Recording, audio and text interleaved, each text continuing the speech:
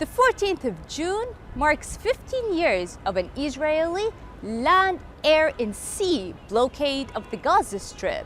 That's one of the most densely populated areas in the world. 2 million Palestinians live in what has been described as the world's largest open-air prison.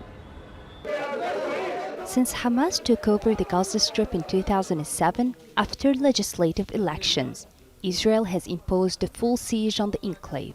It strictly controls everyone and everything going in or out. It's further damaged Gaza's bleak economy and the dire living conditions of its 2 million people. And that's been worsened by both Israel and Egypt keeping their borders closed. Israel allows passage through the Erez crossing only in what it considers exceptional humanitarian cases. In Human Rights Watch's latest report on Israel's siege, it states, the closure has devastated the economy in Gaza, contributed to fragmentation of the Palestinian people, and forms part of Israeli authorities' crimes against humanity, of apartheid and persecution against millions of Palestinians. Israeli authorities should lift the closure of Gaza, end the generalized travel ban, and permit freedom of movement, subject to, at most, individual screenings for security reasons. More than 60% are refugees, depending on the United Nations Refugees Agency for food, education, and medical aid. There is no tomorrow, actually, here in the Gaza Strip.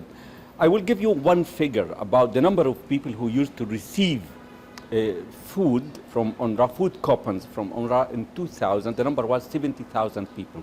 Now we are talking about 1,100,000 people. This is how the number are, rising.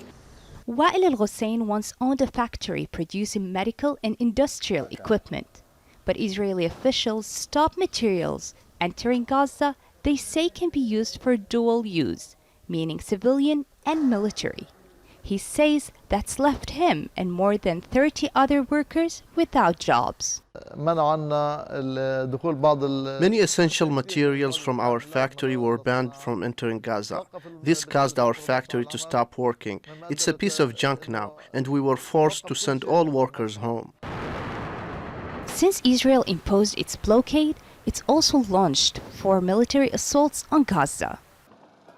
With the siege preventing construction materials such as steel and cement from reaching Gaza, reconstruction has been near impossible.